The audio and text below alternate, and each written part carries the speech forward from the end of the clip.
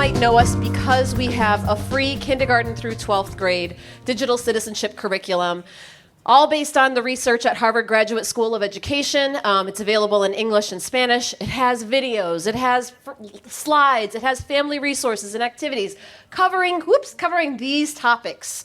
Right? These topics that are so important to our kids in today's society when it comes to their use of technology at home as well as in school. So we cover topics that are so important, like media balance and well-being.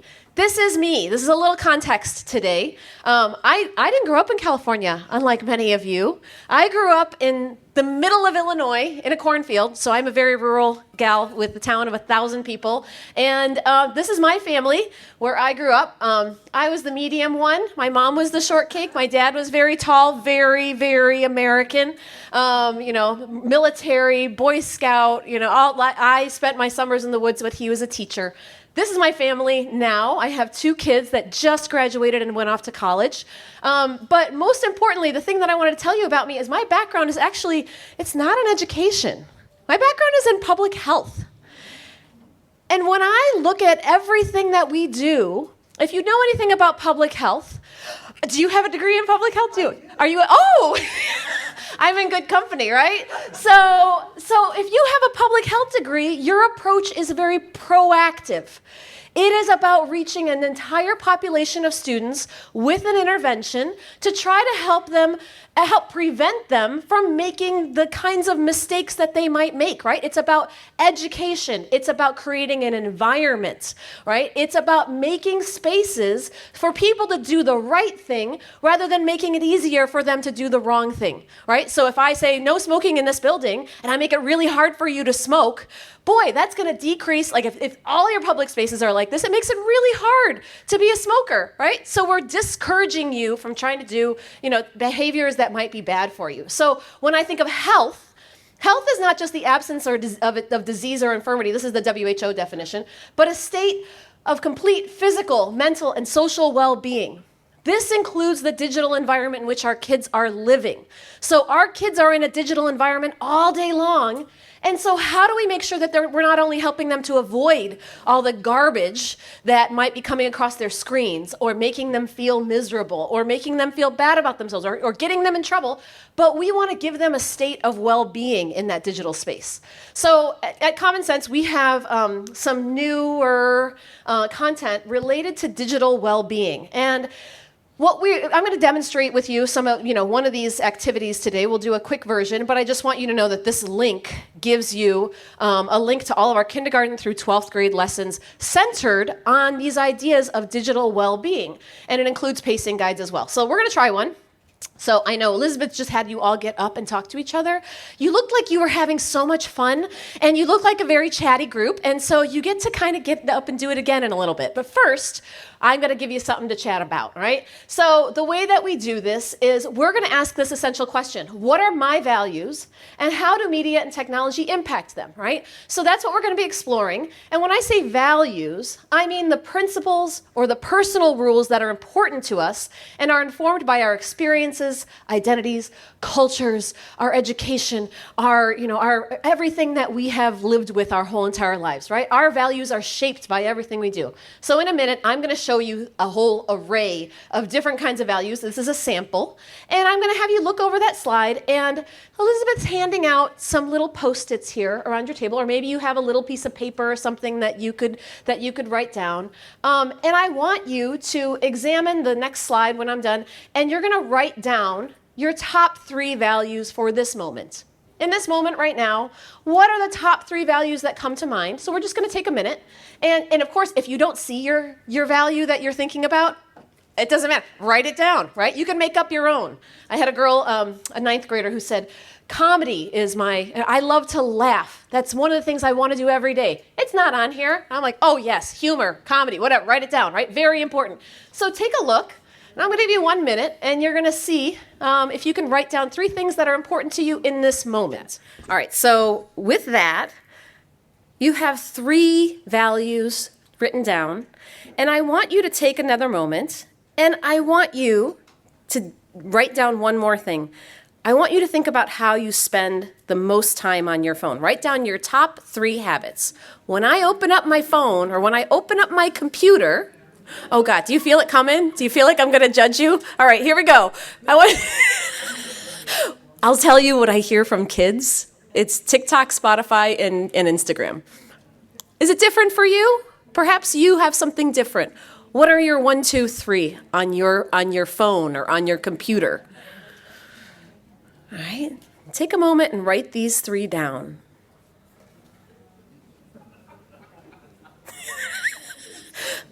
I want to hear what's going on at that table. Why are y'all laughing? This is good. This is going to be good. All right, so you have your 1, 2, 3. And now, here's the punchline, right? I want you to determine whether your 1, 2, 3 habits support or hinder your values. So if I listed, for example, physical health as one of my very important things that's important to me right now, does my habit of using my stupid watch, right, where I am kind of obsessed about closing these rings every single day, that helps my physical health? Does my habit of sitting around and watching reels for a couple hours, does that help my physical health? I don't know. I watch a lot of, recipe videos that I get inspired to make a lot of dessert. I don't know, right? So maybe it's a mixed bag, right? So just take a little moment and either put a thumbs up or a thumbs down or an up arrow, down arrow next to your habits. Do a little reflection. Don't be hard on yourself. It's okay. This is fun to do with students and with families too. And in a moment, we're going to have you partner up and discuss what values are important to you. So hold on one second. What values are important to you? What do you have on your little paper? And do your tech habits support or hinder your values? And the way that we're going to do this is I'm going to have you stand up, hand up, give a high five to somebody new who you haven't talked to today. And if there's a person walking around looking like this, and you still have your hand up looking like this, grab that person by the hand and again, give them a high five and become their partner, right? So this way nobody's by themselves. And you're going to introduce yourselves, because I hope you haven't chatted with them today, and you're going to talk about what values are important to you and do your tech habits support or hinder your values. I'm going to give you 5 minutes to do this once I flip to the next slide. And then I'm going to put my hand up at the end, like I'm the lonely person. And at the end of 5 minutes, I want you all to put your hands up and then have a sit down, hands up so that you could be quiet. This is my call back, all right? Put your hand up. If you see somebody with their hand up, you're like, ooh, I better be quiet and go sit back down, okay? All right, so that's how we're going to do this. All right, here we go. Stand up, hand up, high five. Find a partner.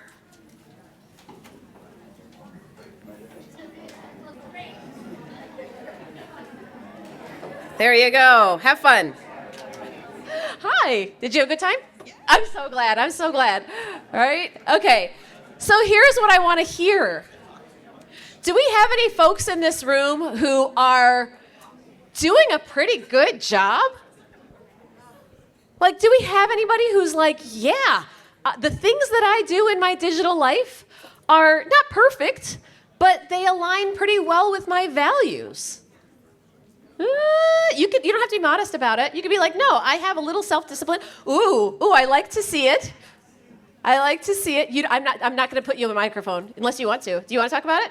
Do you want to talk about how you do it? How you're able to align? With my partner. No, just tell me about how. How do you line up your values with your digital life? Hello, everyone. Well, first of all, I work very closely with Michael, who's my senior program manager, and we aligned on 2 values, which is really crazy and creepy. He stalks me on Instagram. So I chose authenticity, gratitude, and balance. I would like to think most of us spend our time doing phone calls, text, emails, and I lump them into one because it's just like quick checks. Instagram is a big one. And then I do random fact checks, especially after AI came into control. If someone asks me, like, why do you think that person's wearing gray? Where did gray come from? And I'm like, oh, I can check. That's just me. So it does align with the authenticity portion. In the past, Instagram wasn't so authentic in the sense of I think I would just worry about what people thought. And then as I got older and I'm like, hey, therapy is real, work-life balance is real, I was able to share more of my authentic self and I was able to build more connections with social media.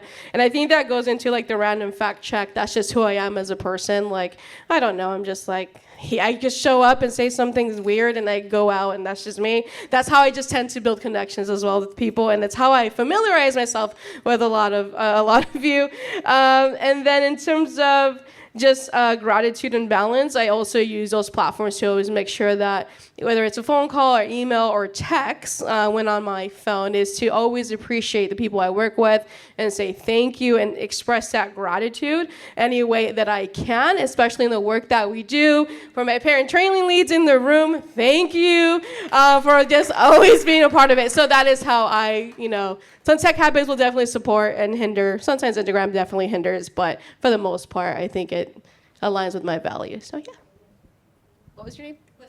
Lisette. Lisette is a very good model for all of us, using her technology to show appreciation, gratitude, have that balance, right? Be informed, right? So I'm sure many of you have aspects of this in your own digital lives. And, what I want kids to understand is that, sometimes we say that we have values, but it's so hard when these devices grab our attention and in a vice grip, right? And do not let go, especially for young minds that are developing. It is so hard to break away. That is the thing that I hear the most, is that our students have this deep guilt, especially our teenagers, right? Have this deep guilt over the time wasted a lot of times, and then, but I should have been doing this, right? But it's so much easier for me to sit here and scroll, or, to just, sit here on my device. That's comforting. And so how do we get our students without judgment?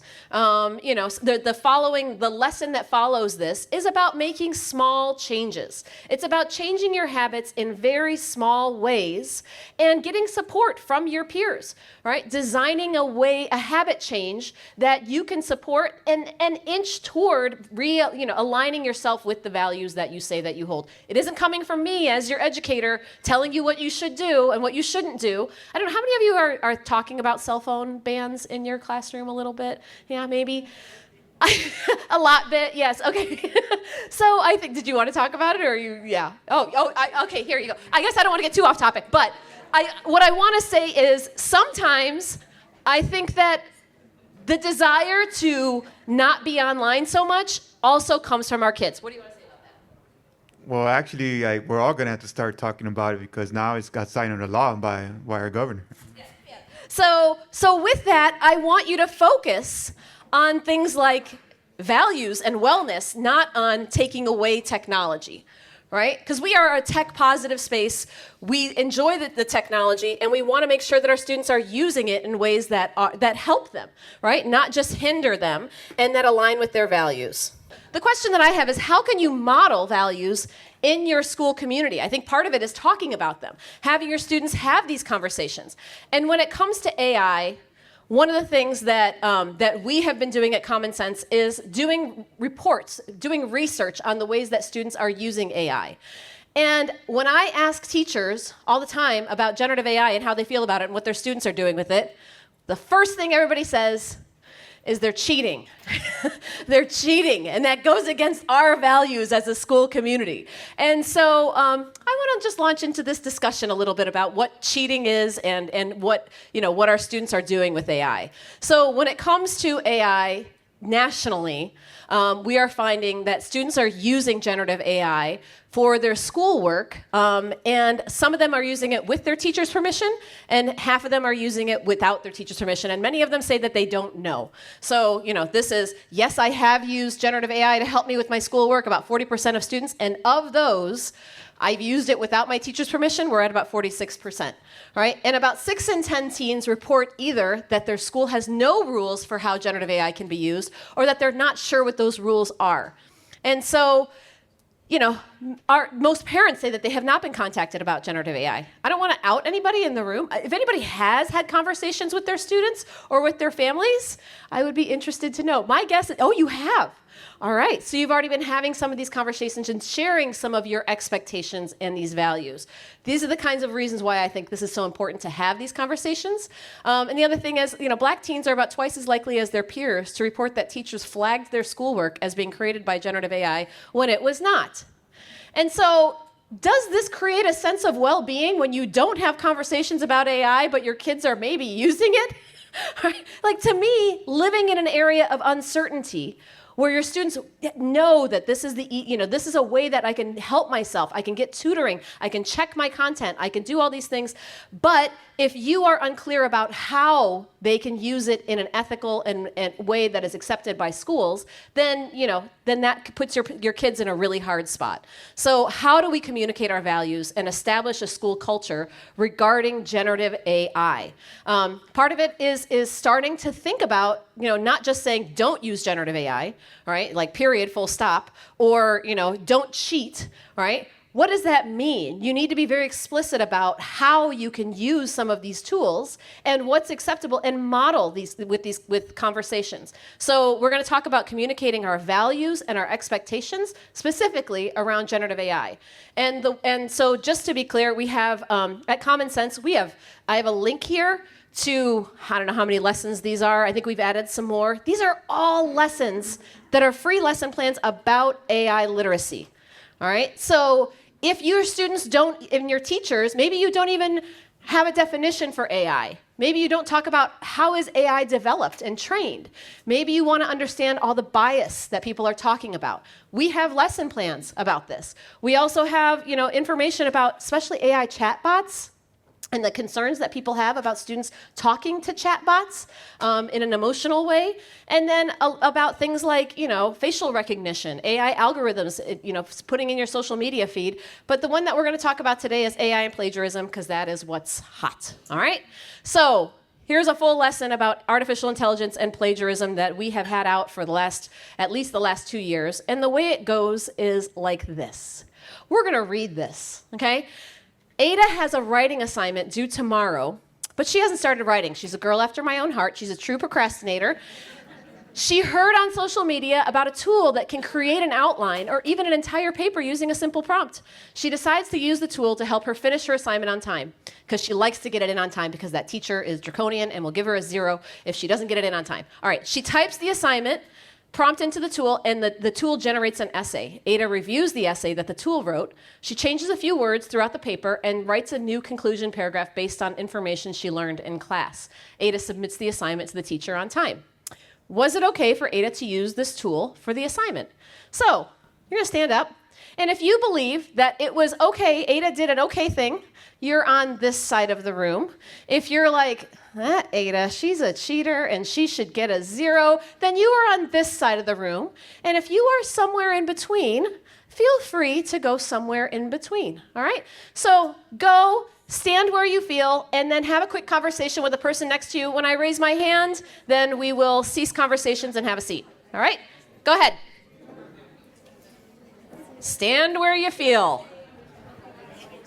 Oh, you're over there. You're over there. So go ahead. Oh, you're not over there. Oh, you are way over here. Okay, have a conversation about why you're there. All right, have a seat. Back to your seats. Thank your partners for a lovely conversation. Thank you, thank you. Oh, we will continue with this. All right. Does anybody want to share their position about why they believed that she was in the wrong, in the right, somewhere in the middle? I don't know if you guys noticed, but there was a wide dispersal of, wide dispersal of thought. We had some folks that are way over there and she was A-okay, and we had some folks hugging the wall over here saying absolutely not. right? That girl would get a 0. So, does anybody want to share a quick thought about why they were standing where they were? Yeah. So I was okay because she actually used the resource that's available. She went ahead and read it and changed some words, changed the ending from information she learned from the class. So that's different than just turning in something that someone gave her. So because she modified it, she proofread it, she made it her own a little bit, in the end, acceptable. Okay, anybody else have any thoughts? Yeah, come on. I shared that I was in the middle, but I think leaning more towards for it because the student has to give the prompt in the first place. So they have the information already that they're generating in their mind that they need support in putting down on paper. So with having already the mindset of what you want the information to be and sound like, you're giving the first directive, you're getting support on understanding your thoughts, and then she's also changing at the end to make it her own so it sounds like her. A teacher knows if that's a student's work or not. So that I'm both. Yeah, of course.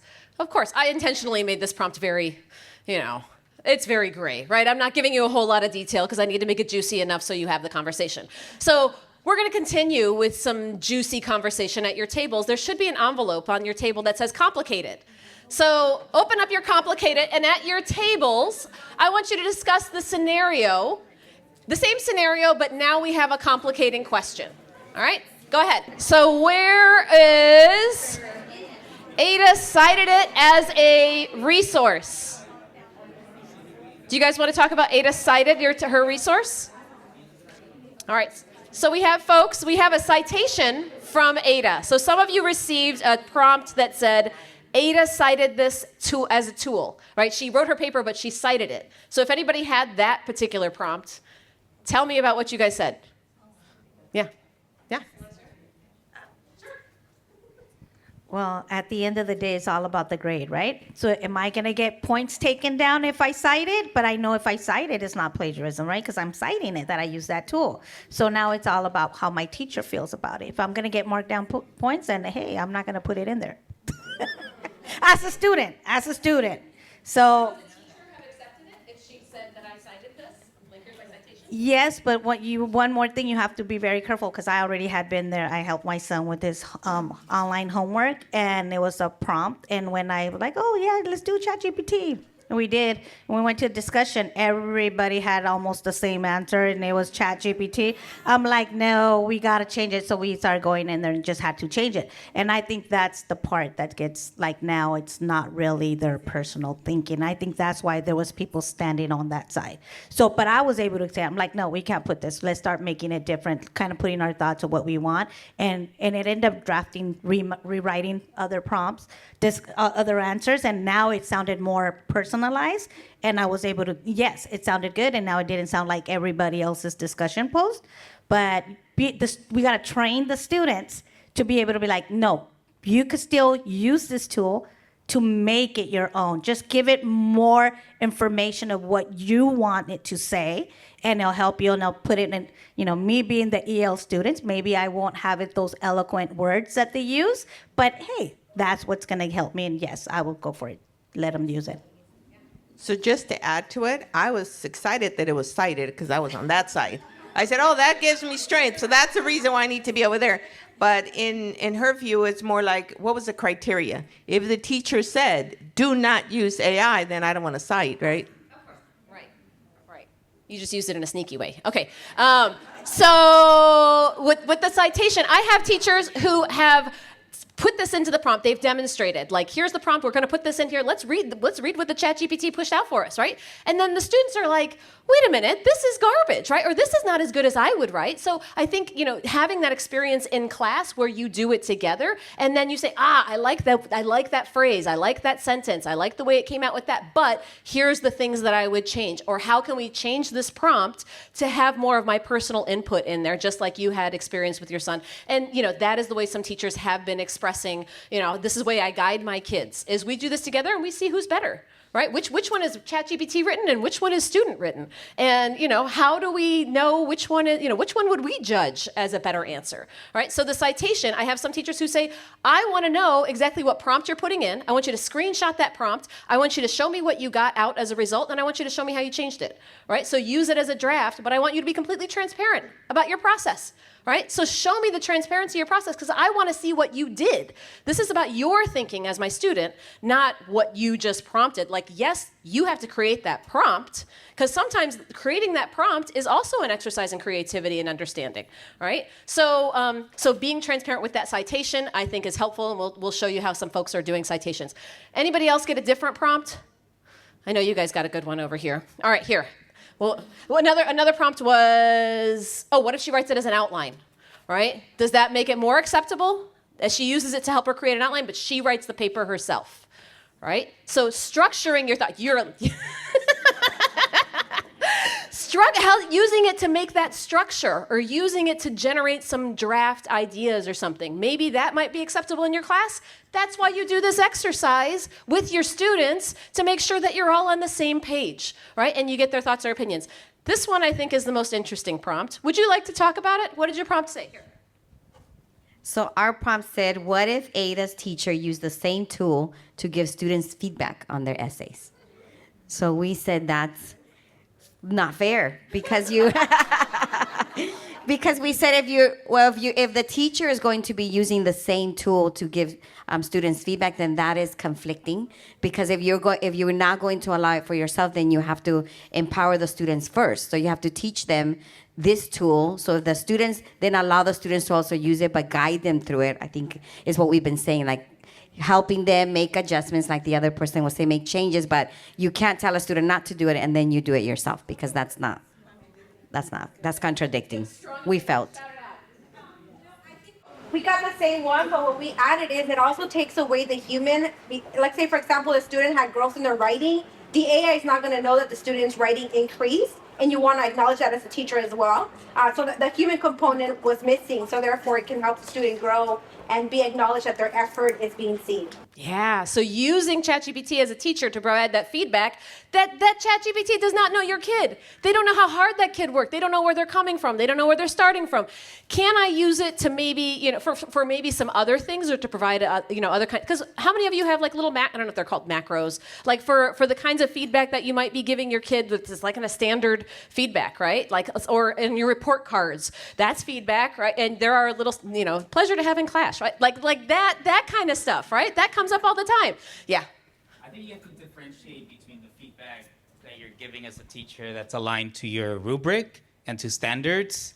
That's different than knowing who your student is and what they're going through. So I would use ChatGPT to give feedback to my students, but that's not going to determine the final grade the student gets, per se, or the services that they're receiving or not, because I have to consider the human being as well.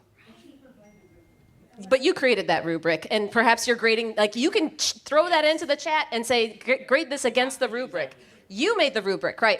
So, oh my gosh, you guys, there's so much conversation about this, and it's so juicy. I don't know how much time I have time for. Am I done? How much more time do I have? Oh gosh, okay. All right, this is my last comment here. I'm telling you, this is fun stuff. Okay, it's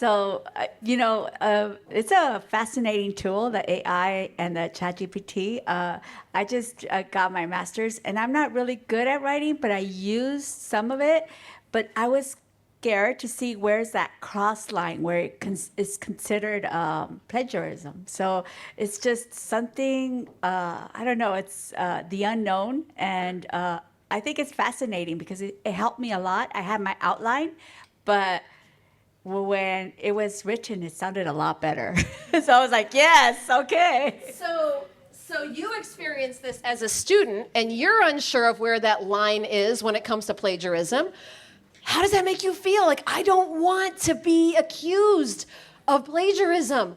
Oh my gosh, my teacher did not tell me what was plagiarism and what was not. That's why I'm saying be explicit. have these conversations, model, share, have guidance around what's acceptable and what's not, and allow for open conversations in your classroom where your students are able to say, hey, I'm having some trouble. I'm using chat. I'm a math student. I'm a math teacher. And do I allow my students to use a tool like this to be able to understand the problem? They still have to be able to do it in the end. But can I have the AI tutor me in this particular problem or with this issue? Is that acceptable, right? How do we have that conversation with our students, given each situation and each class? All right, so, sorry, envelopes on your table, open, done, okay.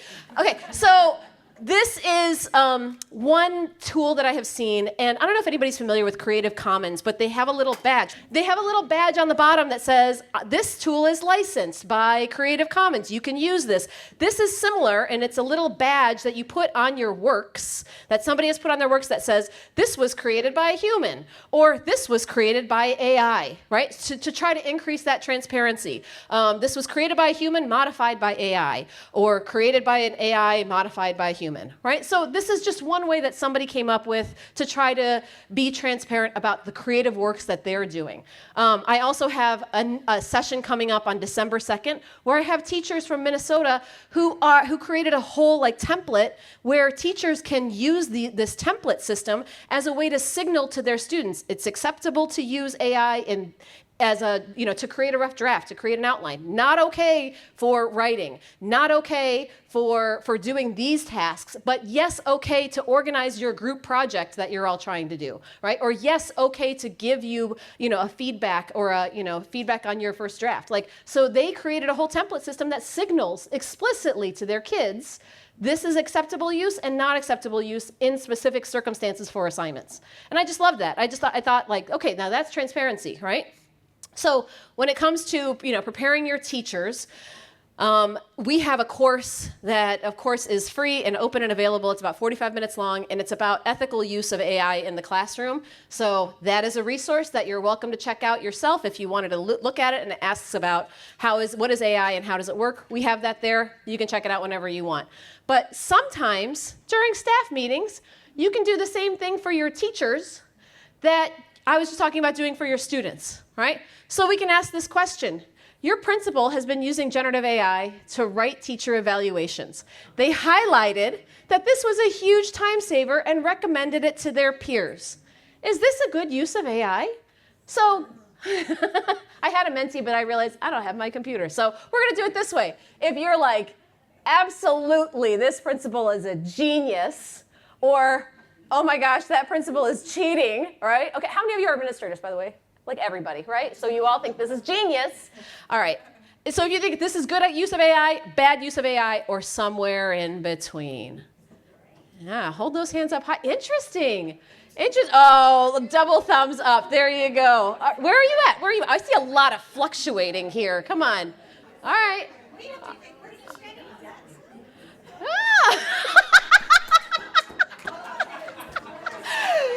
Okay for the principals. Not okay for the kids. I see it.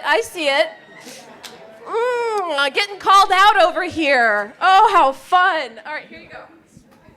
Yeah, I would say if the principal is using it, as long as it's fair to the teacher, it's okay. They get a good evaluation. Right?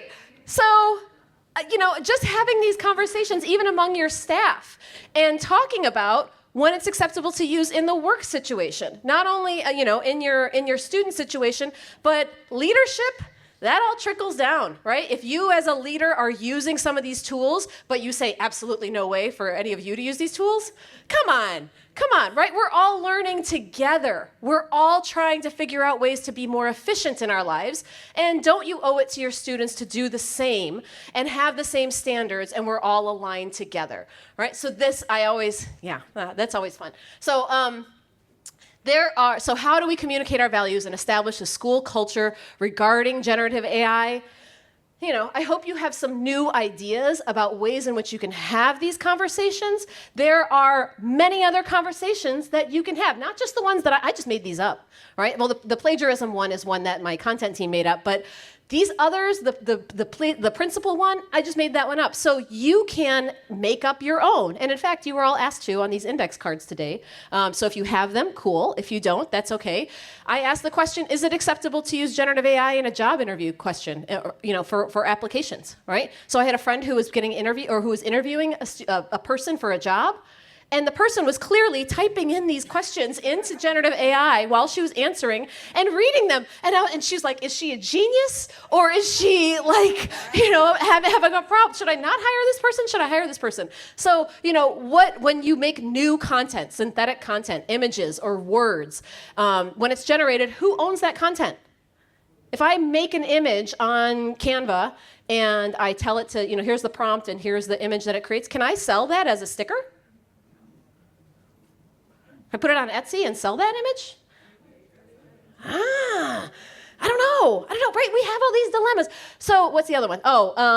Let's see. Is it okay to use generative AI to make or write a birthday message to a friend? Can I use generative AI to help me write IEPs? One thing that I definitely want to make sure that I say is you never, ever put personally identifiable information into any generative AI, into any tool that is not locked down, secured, approved by your district. Personally identifiable information, absolute no-no. So I want to be explicit about that. If you are thinking about using it for your IEPs, then you need to have a conversation with somebody about what kind of information can I put into this IEP, right? Can you put non-personally identifiable information in here? Can I use this to help me think of creative solutions for this student that maybe I hadn't thought of? Can I use this to help me with my lesson plans to make them more aligned with my universal design principles? Can I use this to make my content more culturally responsive?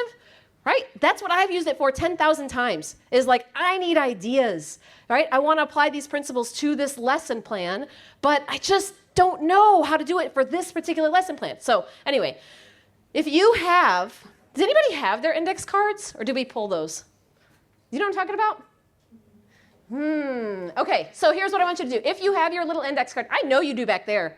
You have your index cards about your dilemmas, right? So there's a little maybe we pulled them. Okay, so if you have a dilemma, I want you to have a conversation at your table about any kind of dilemma that you are personally experiencing in your life related to AI, and just have a quick conversation at your table about what you're experiencing.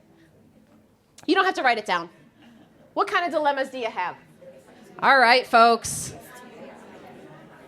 Does anybody have like an interesting or a dilemma that they want to share? And we are almost done. I heard one dilemma.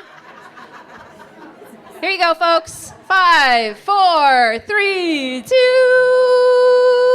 1.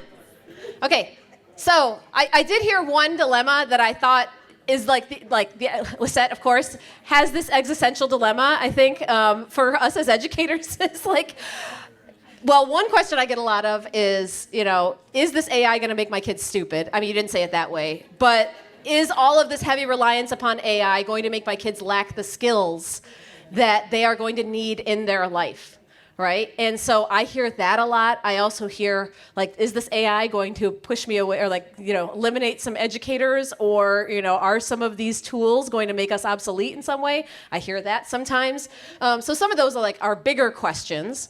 And then other questions about, if you have staff who is insisting upon the use of AI, or requesting the use of AI, maybe not insisting, that's a strong word, but if you have staff who is curious and interested in this, how do you approach that as a leader, right? How do you make that same transparency for them as your staff instead of, as your students?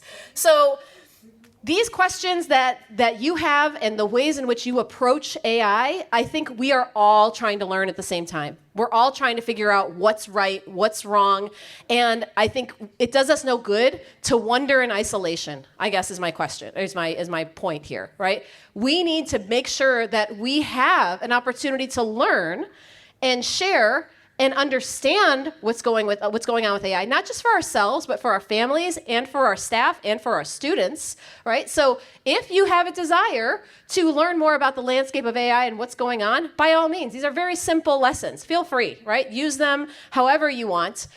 Essentially, if any of you are teaching digital citizenship already, yes, I'm sure there are some hands. I'm not going to out any of you right now who are not using digital citizenship lessons, but these all essentially are preparation for AI, right? So when you talk about social emotional learning in the digital space, or when you talk about well-being and helping your students, you are preparing them for a world of AI. Even though you don't use the word AI, you're still helping your kids think about the critical skills that they need to emotionally be ready and to understand media literacy. Because, deep fakes, misinformation, all this stuff is coming at us very, very quickly, is already here, and is already part of our lives. So helping your students by teaching them skills in the digital world will help them prepare for AI. And eventually, if you want to use those other lessons too, that's great, right? So I just want to make sure I put a plug in for digital citizenship.